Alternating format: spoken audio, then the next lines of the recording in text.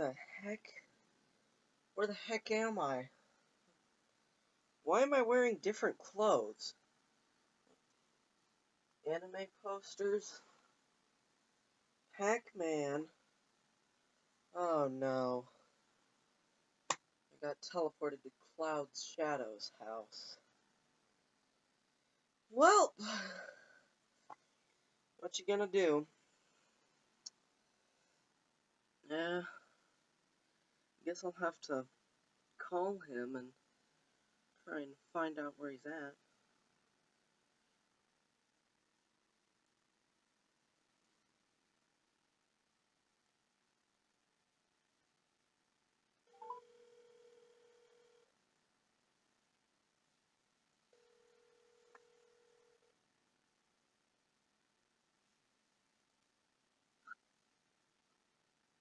Hey, Cloud.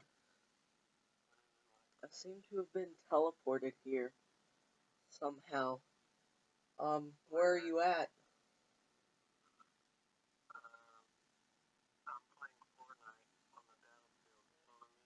Oh.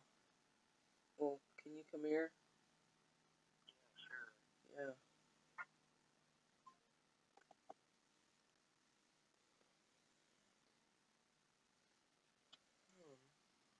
Oh, hey. Wow. This is pretty weird. At the end of my season 2 finale, I just teleported here somehow.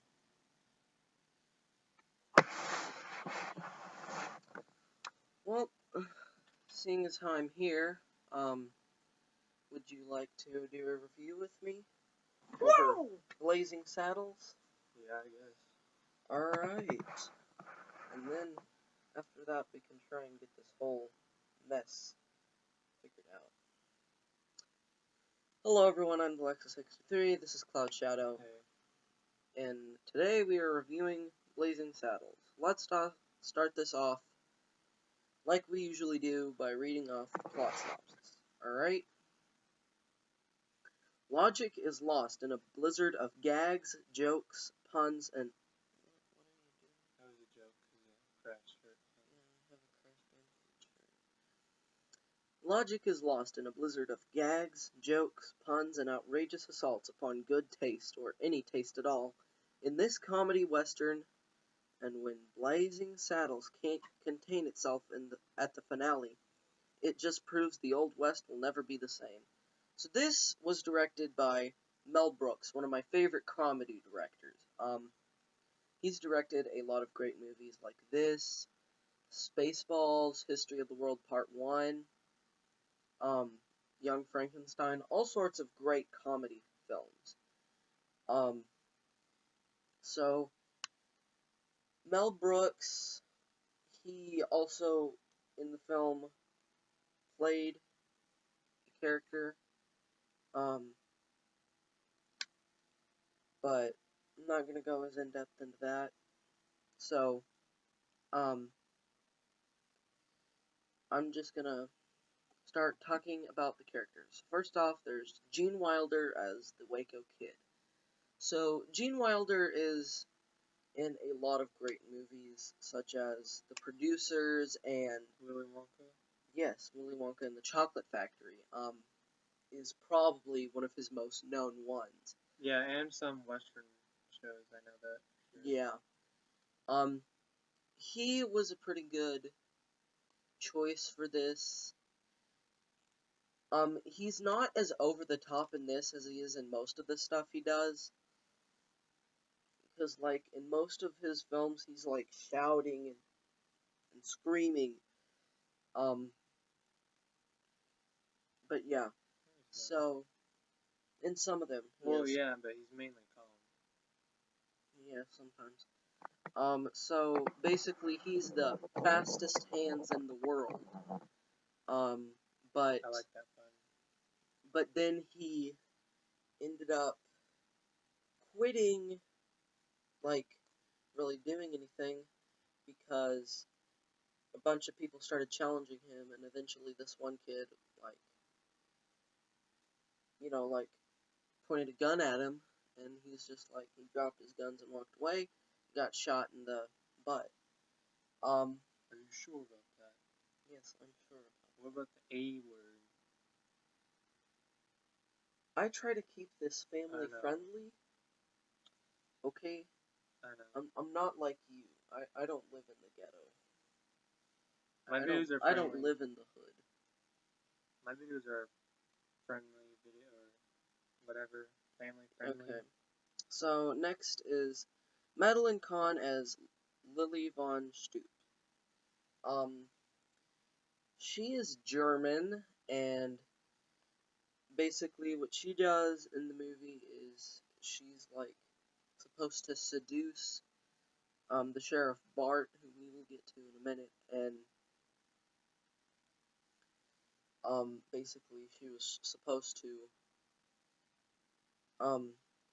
steal his heart and then break it, but she ended up falling in love with him. So next, let's just move straight on to Cleveland Little as Bart the sheriff. So basically Bart is like the first African American appointed sheriff. And he goes to Rock Ridge, and well, the citizens of Rock Ridge don't really like him when he first goes there. The only way he can avoid them killing him is by pointing a gun at himself and pretending to hold himself hostage. Which is one of my favorite jokes of all time.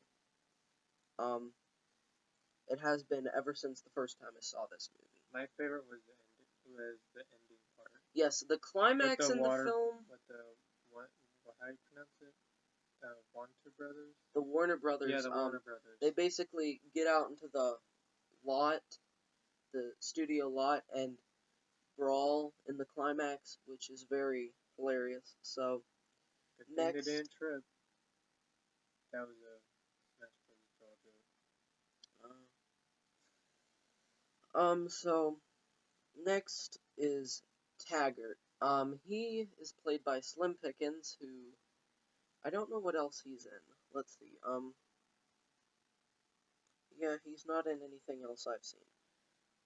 But he plays Taggart, who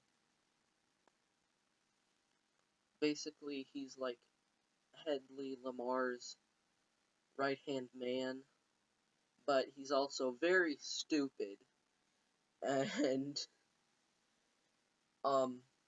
he has some of the funnier jokes in the movie, like the toll booth part where they, in order to get to Rock Ridge, they have to go to a toll booth, and basically what it is they're riding on horses, and then they go to this toll booth that, like, they can easily walk around, but they decide they have to go through.